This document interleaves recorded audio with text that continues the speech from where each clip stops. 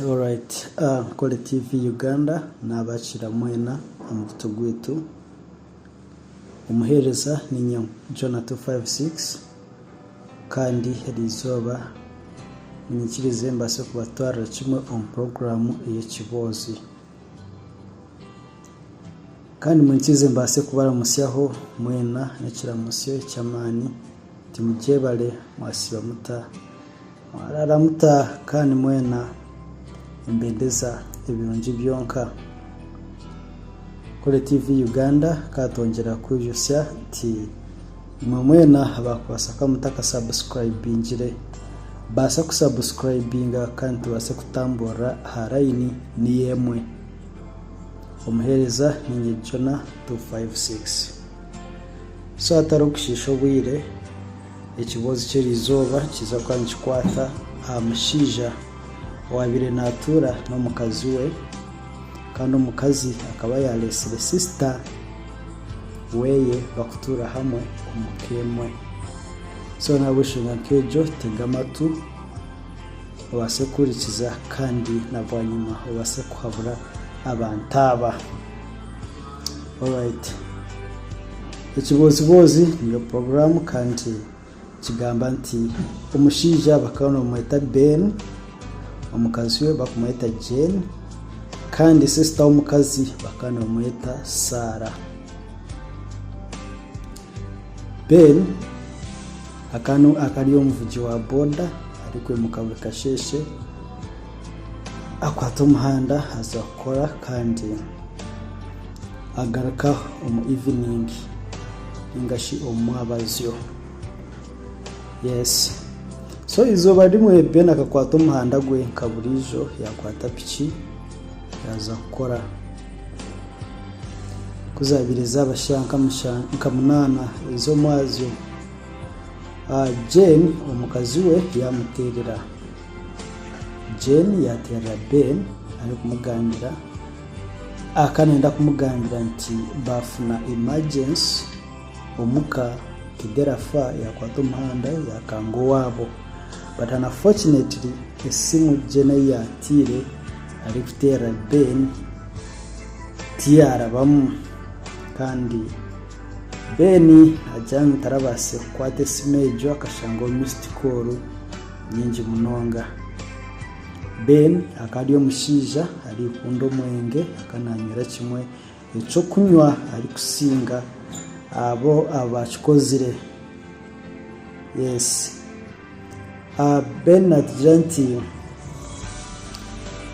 omwazyo kuyimukire nkaburijo yakanga umbara yanywa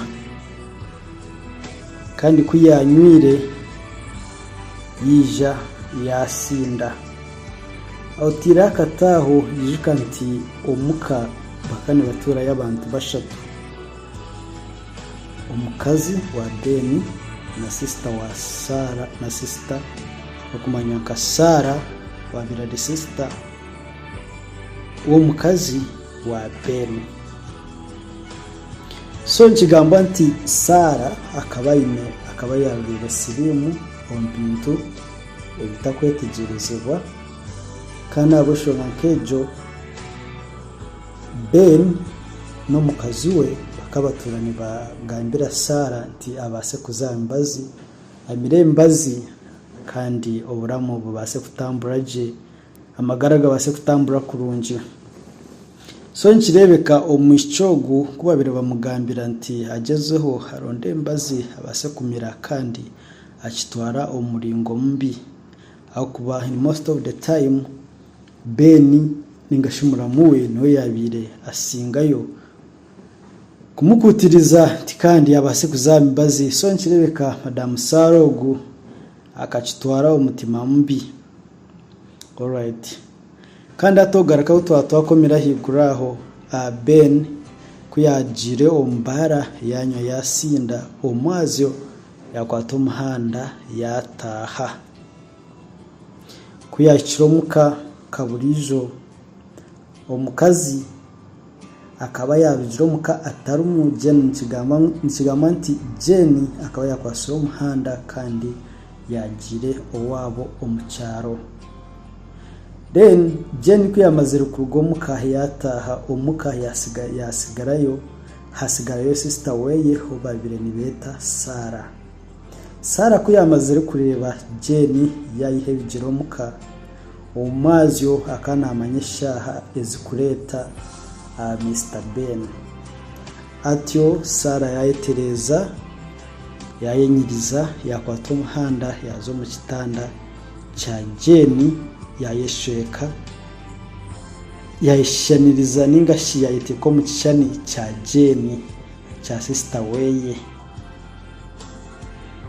Yes, kandi Ben kuyayizire ijuka Ben akayamazire kunywa wena atakicenga cyabenjitambura omisho umunsi Ben ayija ayikoraho atahamu shango mukazi haliyo mucenje abyani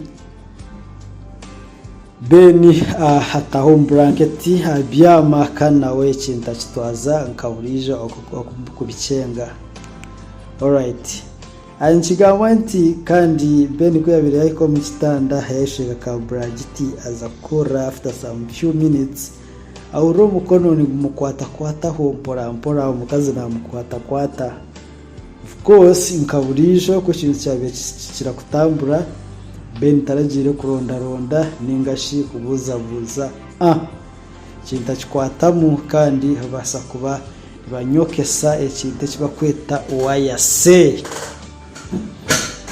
Alright, Ben kandi ekintu yakitwara yakikuta katine shonga Ben nabwanyuma kandi omukasheshe Ben atjanti kuyagire kwetegereza ijuka omukasheshe ati Ben akayabire soba atakine mukantu kona akakumuteganisa. Alright, Ben atjanti akahura yahwamani omukasheshe kuyagire kwetegereza yareba Sara ari ku rugombo mu kitanda. Ben akakwata mutwe Ben yaturika yara agent ayimukama techi wakora ceki. Ben akahura yahwamani Ben akaraga yanga koma umukazi obakweta Sara ningashimura muwe niko kurugayo kandi akamugira ati niwe tandika omirembazi ombufunze. It was like a mission. Yes, Sara kagurukayo yamujanti yes atekintu mucecho niwe mbazi jimire omushija yateka ibintu byamushobera kandi Ben yahora yayecawa nawe shonkejo ijuka nti Ben akabayine abana bana omukazi we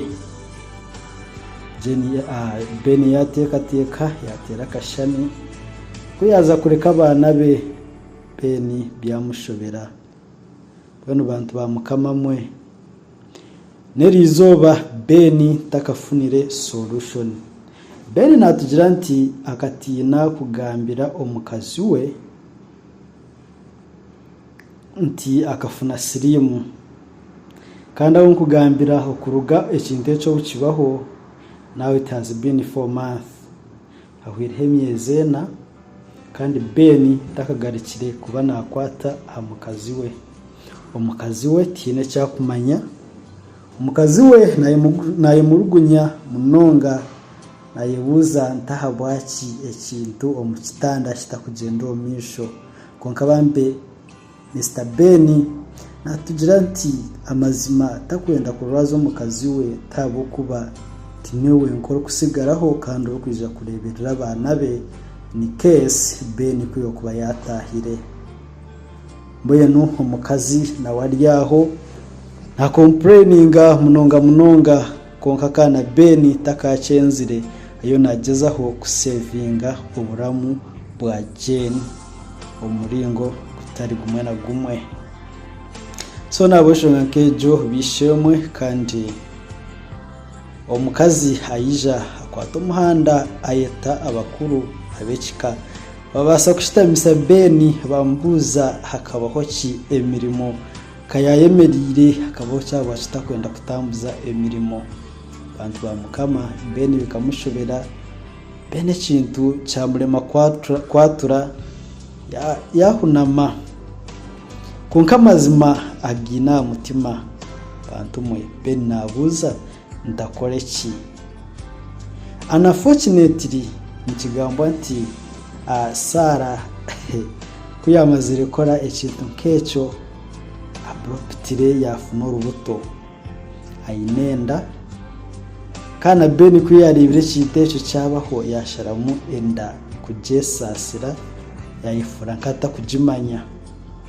So Madam Sara hariyo ntara nto mushija takwenda kurebera urubuto kana Ben urubuto nakujya ntakwetaga kumanya omukazi ningashi Madam Jeni na wali yaho ayirarikirire munonga nayebuza ntabwashi Mr Ben emirimo mu kitanda tacenda kutambuza bantumwe yokuyo kubariwe embera nkeji okajihanduringa muringo ki.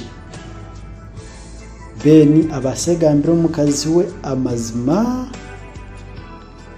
amaka nagenda abana nakibenda omukazi we namukunda munonga.